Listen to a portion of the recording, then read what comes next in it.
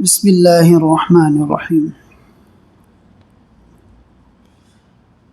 نحمده ونصلی علی رسولہ الکریم اما بعد فاعوذ باللہ من الشیطان الرجیم بسم اللہ الرحمن الرحیم والذاکرین اللہ کثیرا والذاکرات اعد اللہ لهم مغفرة واجرا عظیما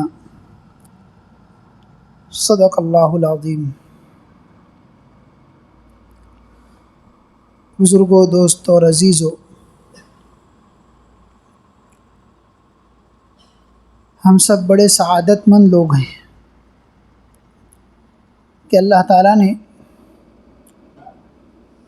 ہم کو دین کی باتیں سننے کے لیے، کہنے کے لیے اور اپنی یاد کے لیے جمع کیا۔ جیسا کہ ابھی ہمارے ساتھی سنا رہے تھے کہ ہم بارہا سنتے ہیں کہ مشہور حدیث ہے کہ دین کی نسبت پر جو بھی مجلس ہوگی، اللہ تعالیٰ اس مجلس میں شرکت کرنے والوں کی مغفرت کر دیتے ہیں۔ مغفرت بہت بڑی دولت ہے۔ ہم جب غور کریں گے قرآن اور سنت کی دعاؤں پر تو اس میں زیادہ تر یہی کہا گیا کہ اللہ ہماری مغفرت فرما دیجیے۔ نبی اکرم صلی اللہ علیہ وسلم نے جو دعائیں مانگی ہے اس میں بھی انہوں نے اللہ تعالیٰ سے مغفرت ہی مانگی۔ تو اس سے معلوم ہوا کہ مغفرت کوئی بہت بڑی دولت ہے، بلکہ اگر ہم غور کریں گے تو ہم کو یہ بات سمجھ میں آئے گی، اللہ تعالیٰ سے مغفرت کا طلب کرنا یہ بندگی کا اظہار ہے۔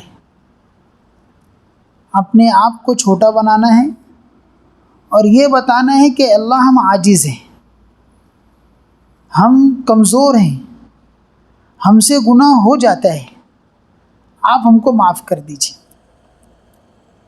قربان جائیے سرکار دو عالم صلی اللہ علیہ وسلم کی ذات پر کہ آپ نے ہم کو بہانے سے ایسی دعائیں سکھائی ہے، ہم جب ان دعاؤں کو پڑھتے ہیں تو اس میں کہیں نہ کہیں سے یہ لفظ آتا ہے کہ اللہ مغفرت کر دیجیے۔ جب شام ہوتی ہے، سورج غروب ہوتا ہے تو سرکار دو عالم صلی اللہ علیہ وسلم ایک دعا پڑھتے تھے اور اس دعا کا پڑھنا سنت ہے۔ اللہم ھذا اقبال لیلک و ادبار نہارک و اصوات دعاتک فاغفر لی۔ اے اللہ، یہ رات کے آنے کا وقت ہے، دن کے جانے کا وقت ہے اور دعاؤں کے لیے ہاتھ اٹھنے کا وقت، آوازیں بلند ہونے کا وقت ہے، میری مغفرت فرما دیجیے۔ اب یہ کیوں ہے؟ ظاہر سی بات ہے، ہم بشر ہیں، چونکہ غلطی کوتاہی ہو جاتی ہے تو دن بھر میں جو کچھ گناہ ہوئے ہیں، اب دن چونکہ جا رہا ہے، رات آ رہی ہے تو اس کی شروعات مغفرت کے ساتھ ہو جائے، پچھلے سارے گناہ معاف ہو جائیں۔ نبی نے دعا سکھائی فاغفر لی، میری مغفرت فرما دیجیے۔ ہم پڑھیں گے واعف عنا واغفر لنا وارحمنا انت مولانا فانصرنا علی القوم الکافرین۔ تو معلوم یہ ہوا کہ اللہ تعالیٰ بھی ہم کو بار بار اپنے سے مغفرت طلب کرنے کی تعلیم دے رہے ہیں کہ مجھ سے مغفرت مانگو۔ ایک عجیب بات یہ ہے کہ ہم لوگوں نے لفظ مغفرت کو بالکل محدود کر دیا۔ ہم صرف یہی سمجھتے ہیں کہ مغفرت مانگنا گویا کہ اللہ معاف کر دیجیے۔ مفسرین نے لکھا ہے اللہ تعالیٰ سے مغفرت مانگنا گویا کہ اپنی پریشانیوں کے دور ہونے کی درخواست کرنا۔ ہر شخص کی الگ الگ پریشانی ہے، کوئی کسی بیماری کا شکار ہے تو جب وہ اللہ سے کہتے کہ اللہ مغفرت کر دیجئے، گویا اللہ مجھ کو بیماری سے نجات دیجئے۔ جب کہتے بندہ اللہ مغفرت کر دیجئے اور اس کی روزی میں برکت نہیں ہے تو گویا کہ وہ اللہ سے کہتے کہ اللہ میری روزی میں برکت عطا فرما دیجئے۔ بہت سے وہ لوگ ہیں جن کی نکاح شادی نہیں ہو رہا ہے، وہ اللہ سے کہتے ہیں اللہ مغفرت کر دیجئے، تو گویا کہ وہ اللہ سے درخواست کر رہے ہیں کہ اللہ میرے رشتے کا انتظام کر دیجئے۔ اور تجربے کی چیزیں اللہ تعالیٰ نے قرآن کریم میں ایک مقام پر ارشاد فرمایا، استغفروا ربکم انہ کان غفارا یرسل السماء علیکم مدرارا ویمددکم باموال وبنین ویجعل لکم جنات ویجعل لکم انہارا۔ اللہ تعالیٰ ارشاد فرما رہے ہیں کہ اپنے رب سے مغفرت طلب کرو، وہ بہت معاف کرنے والا ہے، معاف کر دے گا، تم پر بارش کو برسائے گا، تمہارے مالوں کو بڑھا دے گا، اور تم کو اولاد بیٹے عطا کریں گے۔ ظاہر سی بات ہے اولاد کب ملے گی؟ نکاح کے بعد ہی ملے گی نا۔ ایسا تو نہیں ہے کہ آدمی شادی نہ کرے اور اللہ سے کہ اللہ نیک اولاد دے، جیسا کہ کتابوں میں لکھا ہے۔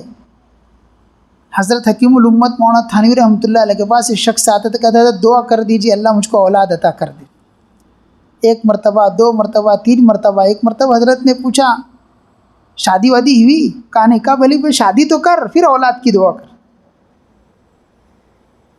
ہم نے اس کا تجربہ کیا اور ہمارے بہت سے لوگوں نے اس کا تجربہ کیا۔ وہ لوگ جو نکاح شادی کے سلسلے میں پریشان ہیں، چاہے وہ لڑکے ہوں یا لڑکیاں ہوں، ان کو جب یہ بتایا گیا کہ کثرت سے استغفار کرو انشاءاللہ رشتہ بہت اچھا ملے گا، ماشاءاللہ ان لوگوں نے اس کا اہتمام کیا، اللہ نے ان کو بہترین رشتہ عطا کر دیا۔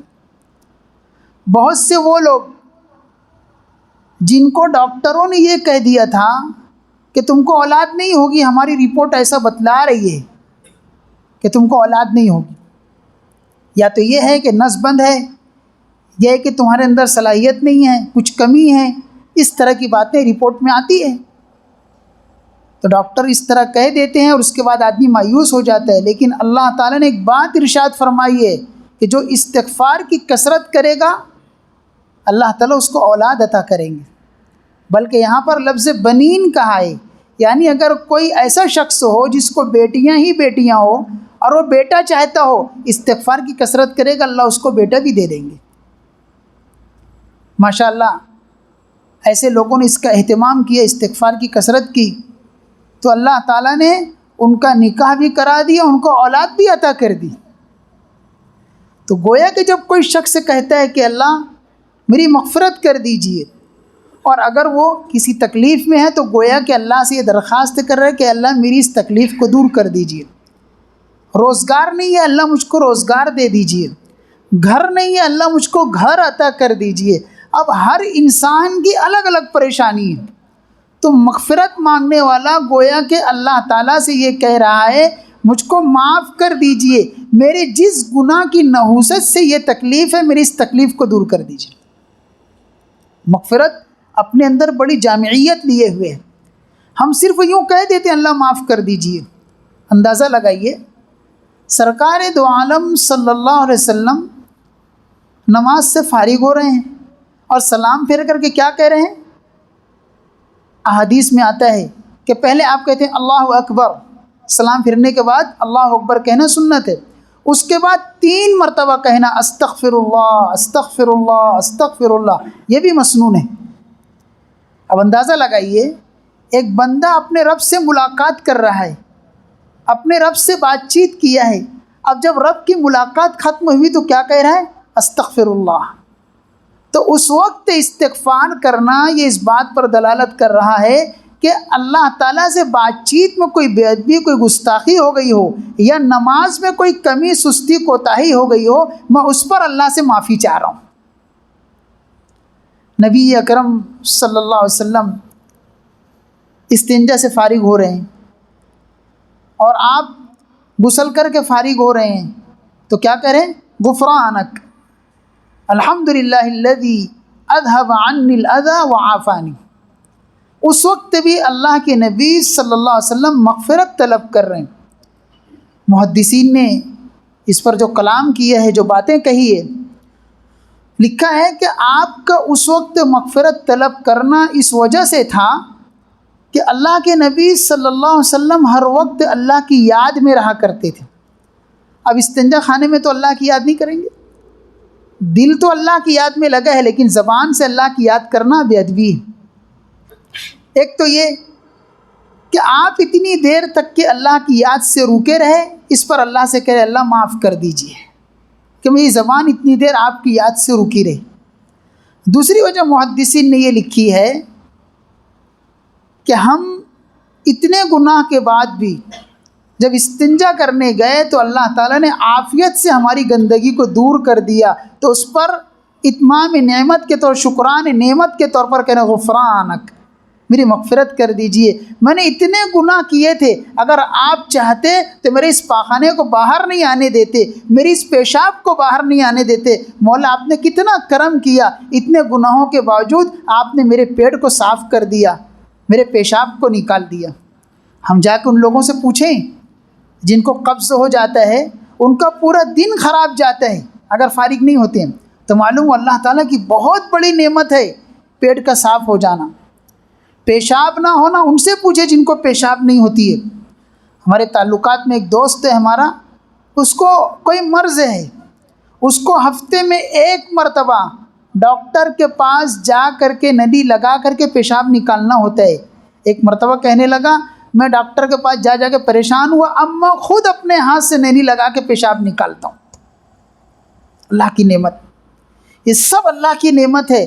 اگر ہم غور کریں گے تو ہم کو یہ سمجھ میں آئے گا کہ 24 گھنٹہ ہم پر اللہ تعالیٰ کی نعمتوں کی برسات ہو رہی ہے، اور ہماری طرف سے معصیت ہی معصیت، نافرمانی ہی نافرمانی۔ ہم کتنا بھی استغفار کر لیں وہ کم ہے، کم ہے۔ تب تو نبی نے یہ بات ارشاد فرمائی طوبی لمن وجد فی صحیفته استغفارا کثیرا، خوشخبری ہے اس شخص کے لیے جس کے نامہ اعمال میں بکثرت استغفار ہوں گے، مبارکبادی دی جا رہی ہے۔ تو معلوم ہوا ہر بندے کو ہر وقت اللہ تعالیٰ سے یہ کہنا چاہیے اللہ معاف کر دیجیے، معاف کر دیجیے۔ معلوم ہو تکلیف پریشانی دنیا میں جو بھی آتی ہے وہ ہمارے اپنے کسی گناہ کی نحوست سے آتی ہے، تو اللہ تعالیٰ سے معافی طلب کر کے اس گناہ کو معاف کرایا جائے تاکہ وہ تکلیف دور ہو جائے۔ بہت سارے لوگ پریشان ہوتے ہیں اور ان کی پریشانی ختم نہیں ہوتی ہے۔ ایک کتاب میں ایک استغفار پڑھا، بڑا اچھا لگا، اور جن لوگوں کو بتایا گیا ماشاءاللہ اس پریشانی سے نکل گئے۔ لکھا ہے کہ جب کبھی کوئی پریشانی ہو اور اس پریشانی سے نکلنے نہ پا رہے ہوں تو اس طرح اللہ تعالیٰ سے استغفار کریں اللہم اغفر لی الذنب الذی سلط به علی ھذا، کہ اللہ میرے اس گناہ کو آپ اپنے فضل سے معاف کر دیجئے جس کی وجہ سے یہ چیز مجھ پر مسلط ہو گئی ہے۔ ہم کو نہیں معلوم کس گناہ کی وجہ سے کون سی تکلیف ہم کو ہو رہی ہے۔ قربان جائیے اپنے نبی پر، اپنے محبوب نبی پر، اپنے پیارے نبی پر، انہوں نے اپنے امتیوں کا کتنا خیال کیا۔ لہٰذا ہر بندے کو ہر وقت استغفار کرتے رہنا چاہیے اور مغفرت کا طلبگار رہنا چاہیے۔ یہ دینی مجلسیں ہیں، اس پر مغفرت کا وعدہ ہے۔ ہم آئیں بیٹھیں سنیں، چاہے وہ جماعت آئے وہ اعلان کرے اپنی ضرورت سمجھ کے بیٹھ جائیں، دین میری ضرورت ہے، مغفرت کا وعدہ ہے، ہم بیٹھ جائیں کچھ دیر، درس و قرآن کا اعلان ہے، درس حدیث کا اعلان ہے، دین کی نسبت پر کوئی مجلس ہو اپنی مغفرت کا ذریعہ سمجھ کے شرکت کر لیں، پھر دیکھیں ہم کو کتنا نفع ہوگا انشاءاللہ۔ آج ہم نے دین سے بے نیازی اختیار کی، طرح طرح کی پریشانیوں کا شکار ہوتے گئے۔ میں نے جمعہ میں یہ بات یہاں کہی اللہ کی توفیق سے کہ ہم دین کے محتاج ہیں، دین ہمارا محتاج نہیں ہے۔ ہم کو دین کے لیے جانا پڑے گا، چلنا پڑے گا، نکلنا پڑے گا، علماء صلحاء کے پاس جانا پڑے گا، تب ہمارے اندر دین آئے گا۔ اور جو دین کے لیے چل کر کے جاتے ہیں اس کے لیے بڑی فضیلت کی بات ہے، بڑی فضیلت کی بات ہے۔ حدیث شریف میں آتا ہے نا من طلب علما، کہ جو شخص علم کی طلب کرتا ہے سہل اللہ لہ طریقا الی الجنہ، کہ اللہ تعالیٰ اس کے لیے جنت کا راستہ آسان کر دیتے ہیں۔ مشہور حدیث ہے، تو ظاہر سی بات ہے یہ بھی فضیلت ہے کہ جب کوئی علم کے راستے میں چلتا ہے، دین کے راستے میں چلتا ہے، تو سمندر کی مچھلیاں، بلوں کی چوٹیاں سب اس کے لیے مغفرت کی دعا کر رہے ہیں، گویا کہ یہ بتلا رہے ہیں کہ مغفرت اللہ تعالیٰ کی بہت بڑی دولت ہے، مغفرت کی دعا ہو رہی۔ میرے بزرگوں، میں نے جس آیت کی تلاوت کی ہے اس میں بھی اللہ تعالیٰ نے ایک عجیب بات ارشاد فرمائی کہ کثرت سے اللہ کو یاد کرنے والے مرد اور عورتیں، ایسے لوگوں کے لیے اللہ تعالیٰ نے مغفرت کو تیار کر دیا ہے۔ کثرت سے اللہ کو یاد کرنا، اب ظاہر سی بات ہے کثرت سے مراد کیا؟ مفسرین نے لکھا ہے اگر کوئی آدمی 100 مرتبہ بھی کہہ دے تو کثرت ہو جائے گی، 70 مرتبہ کی تو کثرت ہو جائے گی، لیکن میرے بزرگوں ہم تھوڑی دیر کے لیے یہ غور کریں کہ جس ذات کی نعمتیں ہم پر پے در پے ہیں، ان گنت ہے، ہم ان کے لیے محدود یاد کریں۔ اللہ تعالیٰ نے قرآن مجید میں بلکہ ہمارے اس مذہب میں تمام عبادتوں کو ایک محدود انداز میں بیان کیا گیا، لیکن ذکر کا جہاں پر تذکرہ آیا تو وہاں پر کوئی حد بیان نہیں کی، بلکہ یہ کہا گیا اذکروا اللہ ذکرا کثیرا، کثرت سے اللہ کو یاد کرو۔ اب کثرت سے اللہ کو یاد کرنے سے مراد کیا؟ ایک دم آسان سی چیز ہے یہ، ہم چلتے پھرتے اٹھتے بیٹھتے ذکر کر لیں، یا یہ کہ ہم یہ نیت کر لیں کہ دن بھر میں جتنے بھی اللہ تعالیٰ مجھ کو اچھے کاموں کی توفیق دیں گے سب اللہ کے لیے کروں گا، وہ سب ذکر میں شمار ہوگا۔ تجارت کاروبار میں جا رہے ہیں، نیت کر کے چلے جائیں کہ میں جو تجارت کے لیے جا رہا ہوں اس لیے جا رہا ہوں کہ حلال کماؤں، حلال کھاؤں۔ اللہ تعالیٰ نے حلال کمانے کا حکم دیا ہے، حلال کھانے کا حکم دیا ہے، گویا کہ اللہ تعالیٰ کے اس امر پر عمل کرنے کے لیے جا رہا ہوں۔ وہ جب تک کہ تجارت کاروبار میں ہوگا وہ ذکر میں لکھا جائے گا۔ ایک نیت کے فرق سے دین کتنا آسان ہے، بہت آسان ہے، ہم نے اس کو مشکل بنا لی ہے۔ اسی نیت کو سیکھا جائے، ایک ایک چیز کی نیت مذہب نے بتائی ہے۔ تو یہاں پر اللہ تعالیٰ نے ایک بات ارشاد فرمائی کہ وَالذَّاكِرِينَ اللَّهَ كَثِيرًا وَالذَّاكِرَاتِ أَعَدَّ اللَّهُ لَهُم مَّغْفِرَةً وَأَجْرًا عَظِيمًا، اللہ تعالیٰ نے ایسے لوگوں کے لیے مغفرت کو بھی تیار کر دیا ہے اور اجر عظیم، تو مفسرین نے لکھا ہے اجر عظیم سے مراد جنت ہے، اللہ جنت عطا فرمائیں گے۔ میرے بزرگوں، میرے دوستوں، ہر وقت اللہ تعالیٰ سے مغفرت کے طلبگار رہنا چاہیے۔ یہی وہ مغفرت ہے جس کے لیے حضرت آدم علیہ السلام ایک لمبی مدت تک کے روتے رہے، اور کیا دعا مانگی؟ ربنا ظلمنا انفسنا وان لم تغفر لنا وترحمنا لنکونن من الخاسرین، کہ ہمارے رب مجھ کو معاف کر دیجئے، میں نے اپنے آپ پر ظلم کیا ہے، آپ کے علاوہ کون معاف کرے گا؟ آپ نہیں معاف کریں گے تو ہم خسارے میں چلے جائیں گے، نقصان اٹھانے والوں میں ہو جائیں گے۔ اس لیے ہر وقت اللہ سے مغفرت کے طلبگار رہنا چاہیے۔ اسی کے ساتھ ساتھ دیکھیے حضرت یونس علیہ السلام نے مچھلی کے پیٹ میں کیا کہا؟ لا الہ الا انت سبحانک انی کنت من الظالمین، کوئی معبود نہیں ہے سوائے اللہ کے، آپ کی ذات پاک ہے، میں گناہ گار ہوں۔ اب اپنے آپ کو گنہگار کہہ کے گویا کہ کیا کہہ رہے ہیں؟ میری مغفرت کر دیجیے۔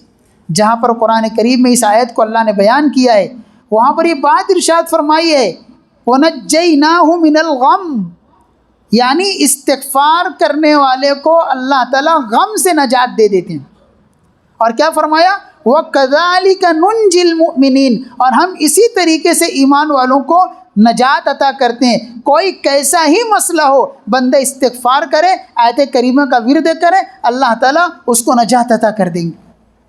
ایک حدیث شریف میں سرکار دو عالم صلی اللہ علیہ وسلم نے ارشاد فرمایا من لزم الاستغفار جعل اللہ له من كل هم فرجا ومن كل غم مخرجا ورزقه من حيث لا يحتسب، کہ جو شخص اپنے آپ پر استغفار کو لازم کر لیتا ہے اللہ تعالیٰ اس کے غم اور فکر کو دور کر دیتے ہیں اور اس کو ایسی جگہ سے روزی عطا کرتے ہیں جہاں سے اس کو گمان بھی نہیں ہوتا ہے، اللہ ایسی جگہ سے روزی عطا کرتے ہیں۔ بہرحال اللہ تعالیٰ نے فرمایا کثرت سے جو لوگ ذکر کرتے ہیں چاہے وہ مرد ہوں یا عورت، اللہ تعالیٰ ان کی مغفرت کر دیتے ہیں۔ لیکن ایک عجیب سا مسئلہ ہے، آج ماحول ہم کو ذکر کرنے نہیں دیتا، ورنہ تو ہمارے اکابرین نے جو ذکر کیا ہے 24 گھنٹہ ذکر کیا ہے۔ ہمارے بزرگوں میں بزرگ گزرے حضرت مولانا حسین احمد مدنی رحمۃ اللہ علیہ، ان کے بارے میں آتا ہے کہ آپ اتنی مصروفیت کے باوجود، میں کہتا ہوں کبھی ماضی قریب کے علماء صلحاء بزرگان دین میں مولانا مدنی رحمۃ اللہ علیہ کی ذات ایسی ہے کہ جو بہت زیادہ مصروف تھی۔ ہماری مصروفیت بھی تو یک جہتی ہوتی ہے اور ان کی ہمہ جہتی تھی، ہر طرف ان کو دیکھنا رہتا تھا، چونکہ وہ ملکی حالات پہ بھی چلتے رہتے تھے۔ لکھا ہے کہ روزانہ 70,000 مرتبہ اس میں ذات اللہ اللہ پڑھتے تھے، ہمیشہ سفر میں رہتے تھے، اور اس کے بعد بھی کبھی بیان کر رہے ہیں کبھی بات چیت کر رہے ہیں، لیکن اس کے بعد بھی روزانہ 70,000 مرتبہ اس میں ذات پڑھ لیا کرتے تھے۔ اب وہ کون سی چیز ہے؟ آدمی کو جب جس سے لو لگ جاتی ہے نا، جس سے محبت ہو جاتی ہے، یا آدمی کو جب کسی چیز کا نتیجہ ملنے لگتا ہے کہ اس پر اللہ یہ دیں گے، تو وہ چیز کرنا اس کو آسان ہو جاتا ہے کہ میں یہ کروں گا تو مجھ کو یہ ملے گا۔ اب اس چیز میں دلچسپی آتی ہے، آدمی کے لیے اس کا کرنا آسان ہو جاتا ہے۔ ہمارے بزرگوں میں ایک بزرگ گزرے ہیں، حضرت مولانا پرتاپ گڑھی رحمۃ اللہ علیہ، ان کے بارے میں بھی آتا ہے ہر طرح کی مصروفیت کے باوجود کثرت سے اللہ کو یاد کر لیا کرتے تھے۔ آج ہم لوگ اس سے محروم ہیں۔ آج تو بڑے افسوس کے ساتھ یہ بات کہنی پڑتی ہے کہ پہلے بھی تو ہاتھوں میں تسبیح نظر آتی تھی، اب تسبیح نظر نہیں آتی، اب موبائل نظر آتا ہے۔ یہ افسوس کا مقام ہے۔ حدیث شریف میں آتا ہے کہ جس طرح چیزوں کو میل کچیل زنگ لگ جاتا ہے، ایسی دل کو بھی میل کچیل لگ جاتا ہے، اور دل کا میل کچیل دور کرنے والی چیز اللہ کی یاد ہے۔ آج ہمارے دلوں کو میل کچیل لگ گئے۔ قرآن کریم میں اللہ تعالیٰ نے ایک جگہ ارشاد فرمایا، کلا بل ران علی قلوبہم ما کانوا یکسبون، ہرگز نہیں بلکہ ان کے دل زنگ آلود ہو گئے تھے ان کے اپنے کرتوت کی وجہ سے۔ یہ اس وجہ سے ہوا ہے۔ قرآن کریم کی جس صورت میں یہ آیت ہے اس میں اللہ تعالیٰ نے یہ بتایا ہے کہ یہ جو گناہ ہو رہا ہے ان سے، اس وجہ سے ہو رہا ہے، یعنی وہاں پر یہ بیان کیا گیا ہے کہ ناپ تول میں کمی کرنا، دھوکہ دینا، تو یہ ساری چیز یوں ہی وجود میں نہیں آتی ہے، بلکہ آدمی جب ایک لمبی مدت گناہ کرتا رہتا ہے اور گناہ کرنے کی وجہ سے دل اس کا سیاہ ہو جاتا ہے، تو پھر اس سے کھلے عام گناہ ہونے لگتا ہے۔ حدیث شریف میں آتا ہے، سرکار دو عالم صلی اللہ علیہ وسلم نے ارشاد فرمایا، جب کبھی کسی آدمی سے کوئی گناہ ہوتا ہے تو اس کے دل پر ایک سیاہ دھبا لگ جاتا ہے، اور جب وہ توبہ کر لیتا ہے تو اللہ تعالیٰ اس گناہ کو مٹا دیتے ہیں۔ اگر توبہ نہیں کرتا ہے اور پھر کوئی دوسرا گناہ کر لیتا ہے، پھر وہ نقطہ بھی لگ جاتا ہے، حتیٰ کہ گناہ کرتے کرتے اس کا دل بالکل سیاہ ہو جاتا ہے۔ اب جب دل بالکل سیاہ ہو جاتا ہے تو اب اچھی بات اس کو اچھی نہیں لگتی، بلکہ اندر میں اس کو مادیت پرستی آ جائے گی، دنیا کی محبت آ جائے گی، اور دنیا کی محبت ہر گناہ کی جڑ ہے۔ حب الدنیا رأس کل خطیہ، دنیا کی محبت ہر گناہ کی جڑ ہے۔ آج ہم دیکھ لیجئے ہمارے معاشرے میں کون سا گناہ نہیں ہے۔ آج ہمارے اپنے بچے ہمارے قابو میں نہیں ہیں۔ بچے عموماً یہ شکایت ہے کہ ہمارے بچے ہماری نافرمانی کر رہے ہیں، بچے بات نہیں مانتے۔ عموماً لوگ آئیں گے یہ بات بتائیں گے کہ بچے کہتے ہیں پہلے موبائل دو تو کھانا کھائیں گے، پہلے موبائل دو تو اسکول جائیں گے، ورنہ نہیں جائیں گے۔ یہ چیز کیسے پیدا ہوئی؟ آج دیکھ لیجئے ماحول اس طرح کا ہو گیا۔ ابھی ایک صاحب کہنے لگے دعا کیجئے، جیسی بارش ہونی چاہیے کھیتیوں کے لیے ویسی بارش نہیں ہو رہی ہے، اور اگر 10-15 دن ایسا ہی نکلا تو پھر چوری ڈکیتی عام ہو جائے گی۔ یہ کیوں ہو رہا ہے؟ یہ ہمارے لیے آزمائش ہے۔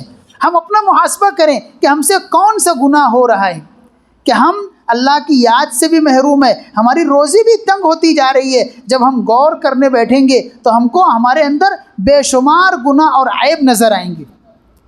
ہمارے اندر تکبر نظر آئے گا، عجب نظر آئے گا، اور اسی طریقے سے غیبت نظر آئے گی، جھوٹ بہتان نظر آئے گا۔ یہ سارے گناہ اس وقت وجود میں آتے ہیں جب گناہ کرنے کے بعد آدمی توبہ نہیں کرتا اور دل بالکل سیاہ ہو جاتا ہے، اور پتہ بھی نہیں چلتا کہ ہمارے دلوں پر دھبے لگ گئے۔ تو لکھا ہے دل کی اب یہ صفائی ذکر اللہ کی وجہ سے ہوگی۔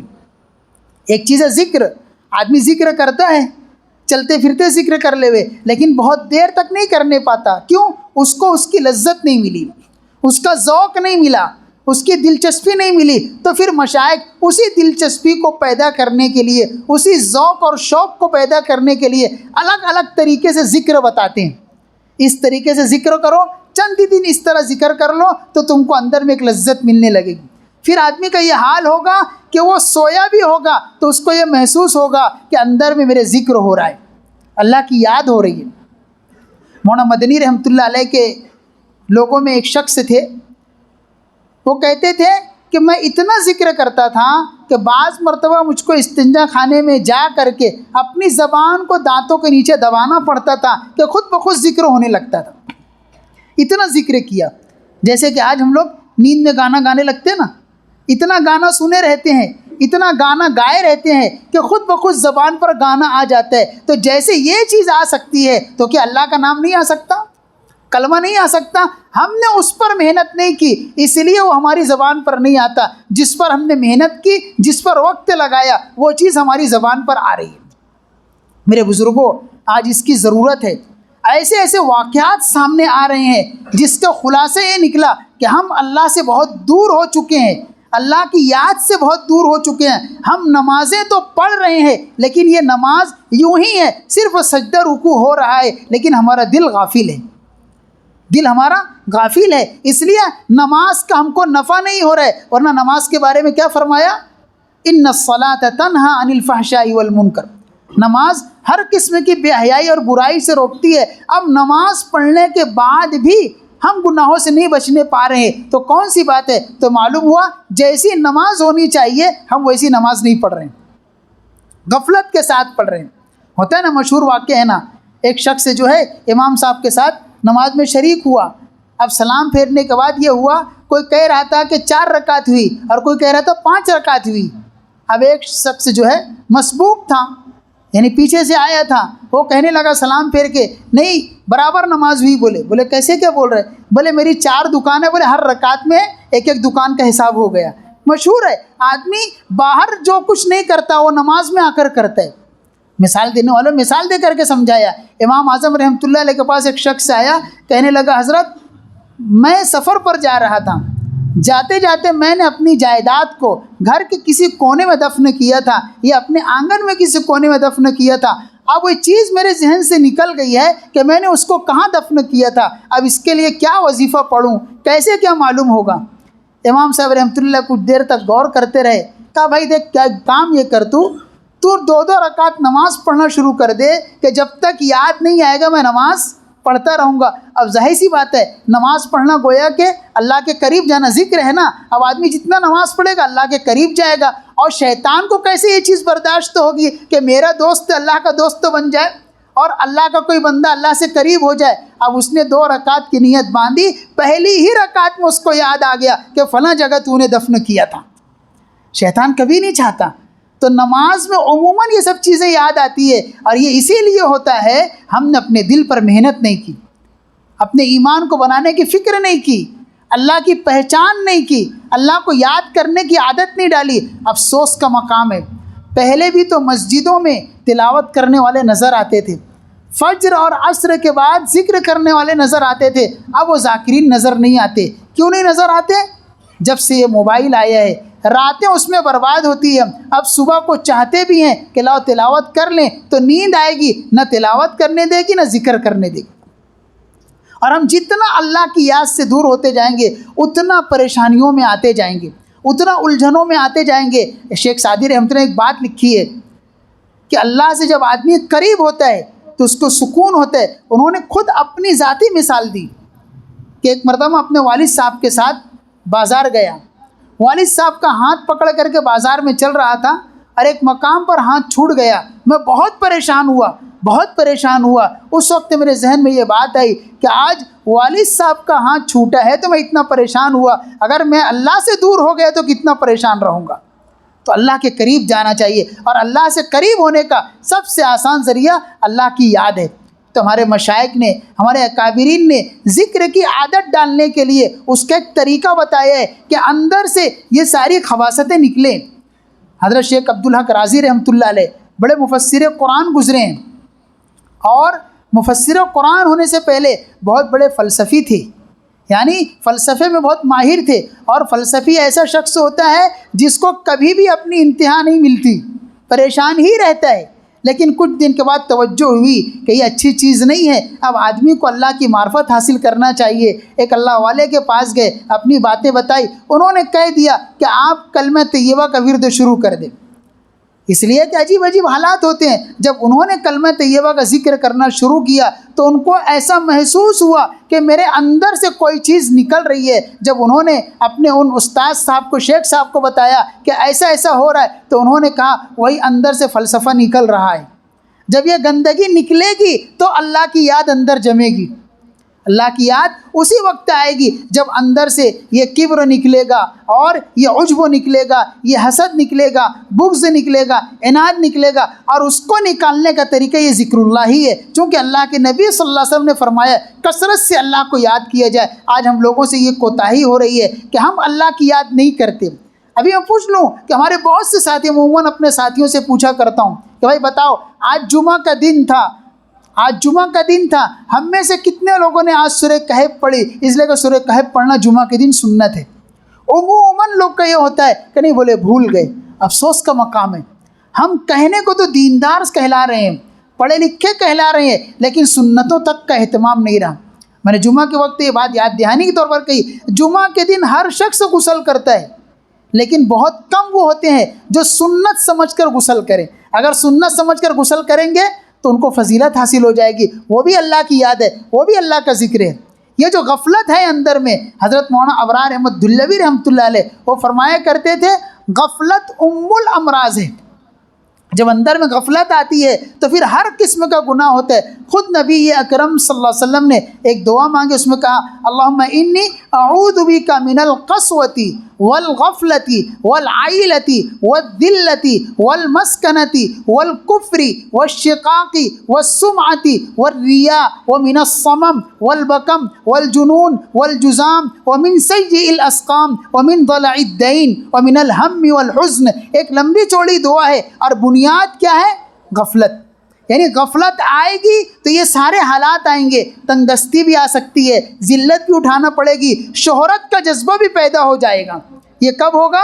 جب اندر میں غفلت آئے گی، اور جب اللہ کی یاد آ جائے گی تو آدمی کو اس کا شوق نہیں ہوگا کہ دنیا مجھ کو پہچانے۔ آج تو یہی حال ہے نا، ہر آدمی چاہتا ہے کہ دنیا مجھ کو پہچانے۔ پہچان کر کے کیا کریں گے؟ ہم اللہ کو پہچان لیں، اپنا تعلق اللہ سے درست کر لیں، پھر دیکھو اللہ پوری دنیا میں ڈنکا پٹوا دیں گے۔ یہ ہو سکتا ہے، لیکن ہم نے اللہ سے دوری اختیار کی تو آج ہم طرح طرح کی بیماریوں کا شکار ہو رہے۔ اللہ نے ایمان دیا ہے، اسلام دیا ہے، ہماری ذمہ داری ہے کہ ہم اللہ تعالیٰ کے قرب حاصل کرے۔ اور وہ کیسے حاصل ہوگا؟ کثرت سے اللہ کو یاد کرنے سے۔ تو مشائخ نے جو ذکر کا طریقہ بتایا ہے وہ یہ ہے کہ روزانہ کم از کم، دیکھیں میں ایک مثال پیچھے دیا تھا، جو حفظ کرنے والے بچے ہوتے ہیں نا، حفظ کرنے والے بچے جب ایسے بیٹھ کے قرآن مجید پڑھیں گے، صرف خاموشی سے زبان ہلاتے رہیں گے اور ہلیں گے نہیں اور نہ آواز نکالیں گے، ان کو یاد نہیں ہوگا۔ حفظ اسی وقت ہوگا، ان کو یاد اسی وقت ہوگا جب وہ تھوڑا اس طرح ہلیں گے اور تھوڑی آواز سے پڑھیں گے۔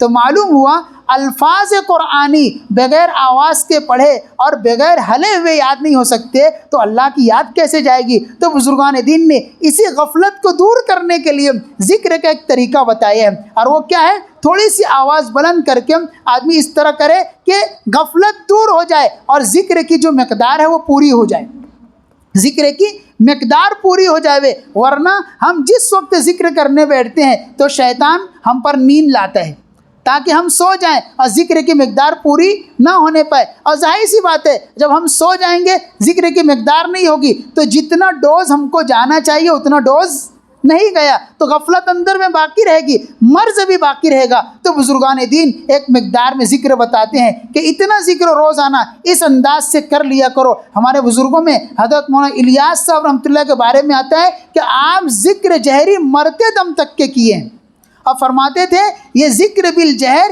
یہ دل کا جھاڑو ہے۔ کیا فرماتے تھے؟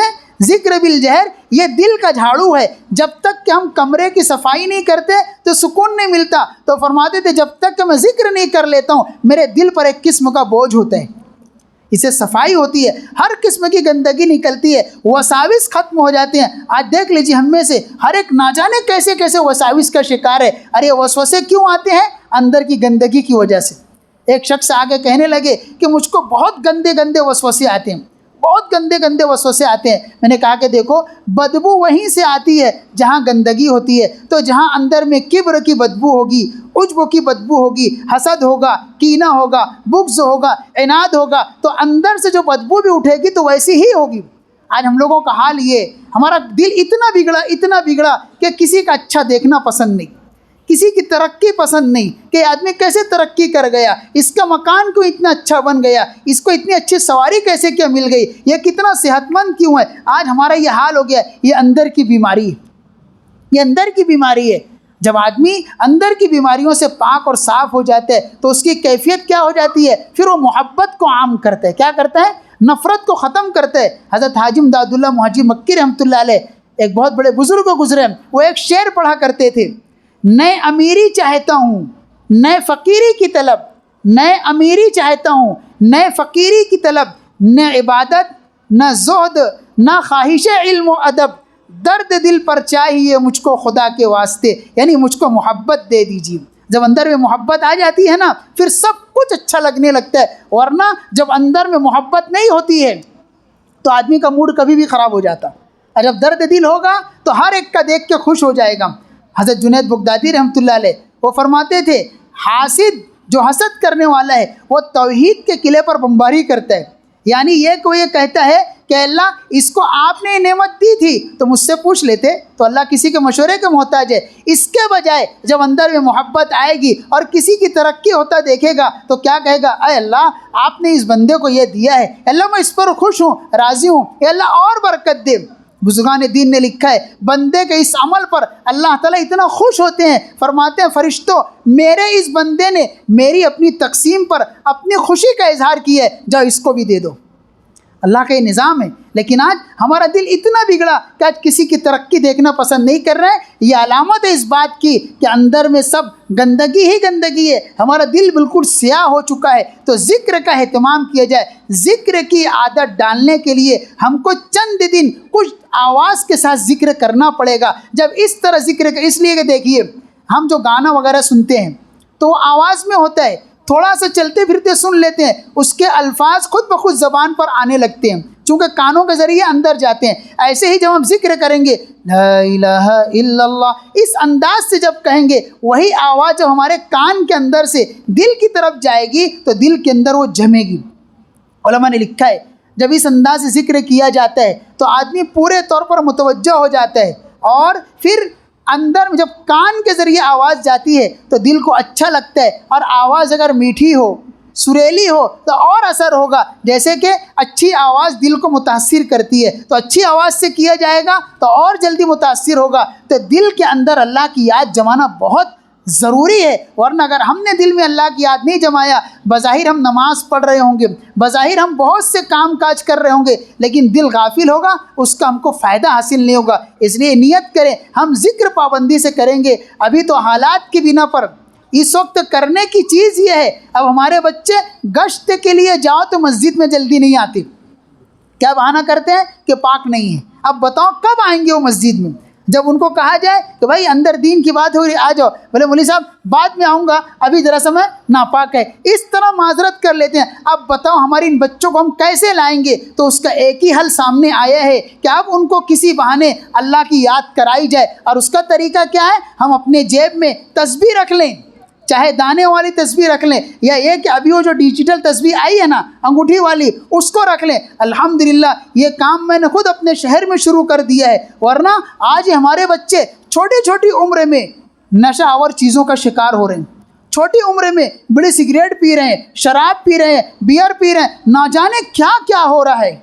یہ کس بنا پر ہو رہا ہے کہ قلوب کے اندر اللہ کی یاد نہیں، غفلت آ چکی ہے. اب ان کو اللہ کی یاد کرائی جائے. یہ نماز کے لیے نہیں آتے، دین کی باتیں سننے کے لیے نہیں آتے، تو یہ تو دھیرے دھیرے نہ جانے کہاں چلے جائیں گے. اب اس کا آسان طریقہ یہ ہے کہ نبی نے کہا تھا جن کے دلوں پر یہ گندگی لگ گئی ہو وہ اللہ کی یاد کرے، انشاءاللہ وہ صاف ہو جائے گا تو خود بخود اللہ کی محبت آئے گی، ان کو مسجد میں آنا آسان ہو جائے گا.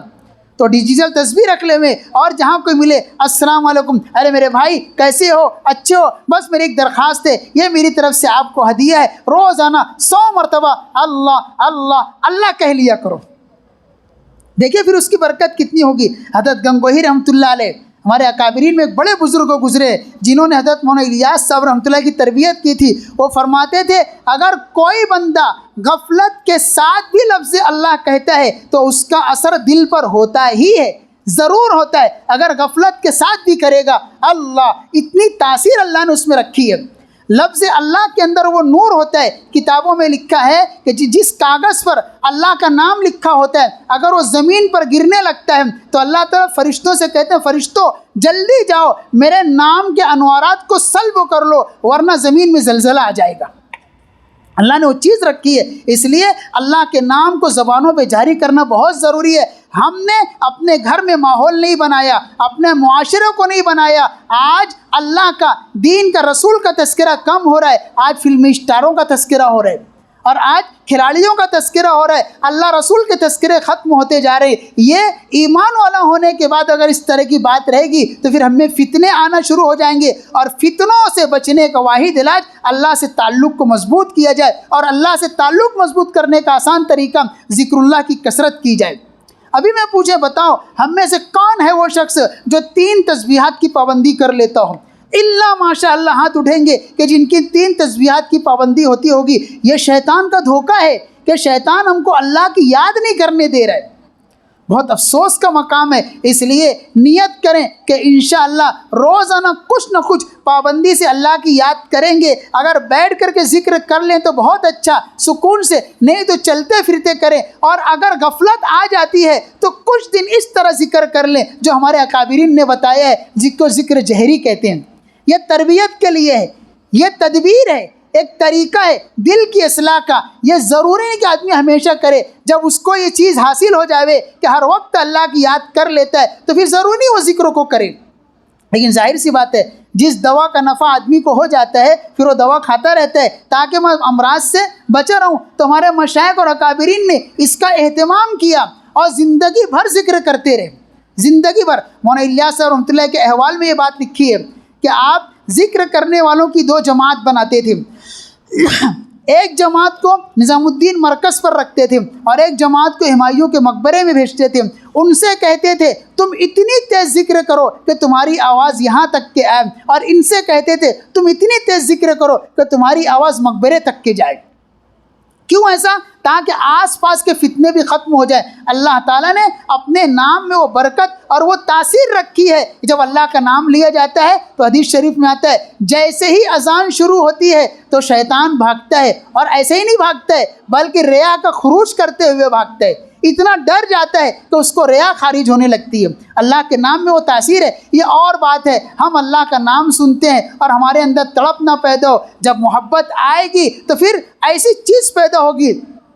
حضرت ابراہیم علیہ السلام ایک جنگل میں تھے, وہاں پر انہوں نے سنا کہ کوئی شخص اللہ تعالیٰ کی تعریف کر رہا ہے, سبحان ذی الملک والملکوت, سبحان ذی العزت والعظمت والہیبت والقدرت والکبریاء والجبروت. ایک دم سے یہ دل کے اندر آگ لگ گئی کہ میرے رب کی تعریف اتنے اعلیٰ الفاظ میں کون کر رہا ہے.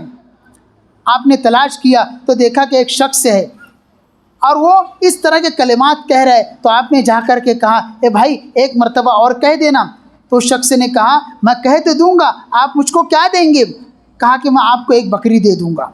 انہوں نے ایک دفعہ کہہ دیا لیکن اندر میں آگ لگی تھی, رب سے عشق تھا. کہا ایک مرتبہ اور کہہ دے. کہا آپ کیا دو گے؟ کہا ایک بکری اور دے دوں گا. حضرت ابراہیم علیہ السلام اس سے سنتے رہے اور بکریاں دیتے رہے. اب بکریاں ختم ہو گئی. اب کیا ہوا؟ کہا بھائی ایک مرتبہ اور کہہ دے, میرے رب کی تعریف ذرا سا کر دے. کہا اب کیا دو گے؟ کہا بکریاں چرانے کے لیے تم کو آدمی کی ضرورت ہوگی نا. کہا جی. کہا کہ میں تمہارا غلام بن جاؤں گا. اللہ کے نام پر اپنے آپ کو غلام بنایا تو وہ اللہ کی طرف سے بھیجا ہوا فرشتہ تھا جو حضرت ابراہیم علیہ السلام کی آزمائش کے لیے آیا تھا. وَإِذْ قَالَ ابراہیم, یہاں فرمایا گیا کہ اللہ تعالیٰ نے ان کو آزمایا ہے, کئی طریقوں سے آزمایا ہے. تو اللہ نے ان کا امتحان لینے کے لیے فرشتوں کو بھیجا تھا اور فرشتے گئے اور ایک انسانی شکل میں اللہ کی تعریف کرنا شروع کیا. تو اللہ نے آزما لیا کہ میرا ابراہیم اپنے آپ کو بھی میرے نام پہ قربان کر سکتا ہے. جب اندر میں محبت آئے گی اور تڑپ آئے گی تو جب ہم اللہ کہیں گے پھر دیکھیے آنکھوں سے کیسے آنسو ٹپکیں گے. جو محبت کیے ہوئے رہتے ہیں نا, جو عشق کے راستے سے گزرے رہتے ہیں, جب ان کو وہ گلی یاد آتی ہے, وہ جگہ یاد آتی ہے, پھر دیکھو اندر میں کیسی مستی ہوتی ہے, پھر آنسو بھی ٹپکتے ہیں. کیوں؟ عشق کے راستے سے گزرے. آج ہم نے اللہ رسول کا عشق نہیں پیدا کیا. جب عشق پیدا ہوگا تنہائیوں میں جب کہیں گے اللہ اللہ اللہ تو آنکھوں سے آنسو ٹپکیں گے کہ میں میرے مولا کو یاد کر رہا ہوں, میرے محسن اعظم کو یاد کرو۔ اس لیے میرے بزرگوں، میں اپنی باتیں سمیٹتے ہوئے یہ بات کہوں گا، ذکر کرنے کا نظام بنائیں، ذکر کرنے کی عادت ڈالیں، اپنے گھر میں ذکر کا ماحول بنائیں۔ تحقیق سے یہ بات سامنے آئی ہے کہ اب گھروں میں دن بدن ذکر نہ ہونے کی وجہ سے شیاطین کا قبضہ ہوتے جا رہا ہے اور لوگوں کا رجحان غیر محسوس طریقے سے عملیات کی طرف بڑھتا جا رہا ہے۔ اعمالیات کی طرف نہیں آ رہے ہیں بلکہ وہ عملیات کی طرف جا رہے ہیں۔ اس کی وجہ یہ ہے ہم نے اپنے گھر میں بے دینی کا ماحول بنا لیا، تو ظاہر سی بات ہے جہاں بے دینی ہوگی وہاں سے رحمت کے فرشتے نکل جائیں گے اور شیاطین کا قبضہ ہو جائے گا، اور جب دینی ماحول ہوگا تو رحمت کے فرشتے ہوں گے، گھر کے اندر سکون ملے گا، ورنہ حالات ہی حالات رہیں گے۔ ہم گھر میں دینی ماحول بنائیں، اپنے چھوٹے چھوٹے بچوں کو ذکر کا عادی بنائیں، ان کو مسنون دعائیں سکھائیں، وقتاً فوقتاً ان کو لے کر کے ان کے ساتھ ذکر کریں، خوب ذکر کریں، اللہ اللہ چند منٹ کر لے میں۔ بچے ایسے ہوتے ہیں جو نقال ہوتے ہیں، ہم ایک مرتبہ ان کو ذکر کرا دیں گے، وہ اس کے بعد چلتے پھرتے اٹھتے بیٹھتے اللہ اللہ کہتے رہیں گے۔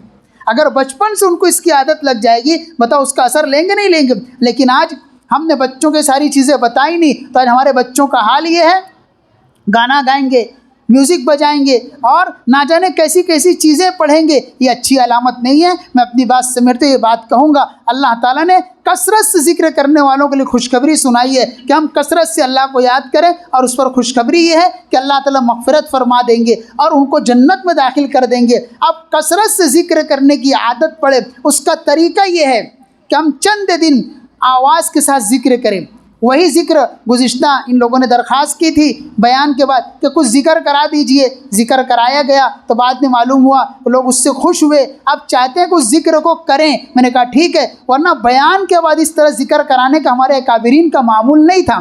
ذکر الگ سے کرایا جائے اور بیان الگ سے ہو، لیکن چونکہ آپ لوگوں کی طلب دیکھ کر کے اس مضمون کو میں نے بیان کیا۔ کثرت سے ذکر کرنے کا آسان طریقہ یہ ہے، ہم کچھ دن ایک مدت جہراً ذکر کریں، جہراً ذکر کریں۔ جب اس انداز سے ذکر کر لیں گے تو خود بخود ہمارے دل و دماغ سے ذکر کی آواز آئے گی اور ہم پھر مجبور ہوں گے اللہ کا نام لینے کے لیے۔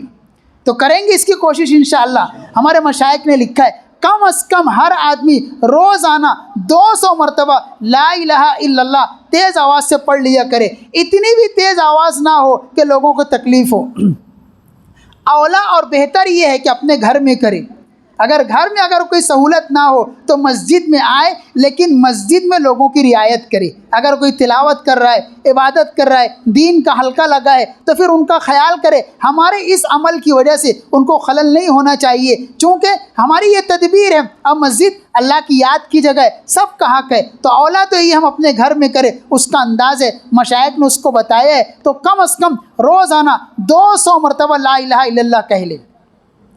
کچھ دن کے بعد اندر میں ایک کیفیت محسوس ہوگی انشاءاللہ، کچھ دن کے بعد کہ نہیں ذکر کرنا چاہیے، ذکر کرنا چاہیے، اور پھر چلتے پھرتے خود بخود زبان پر آئے گا۔ اور اگر یہ نہیں تو 1000 مرتبہ روزانہ اس میں ذات پڑھیں۔ کیسے؟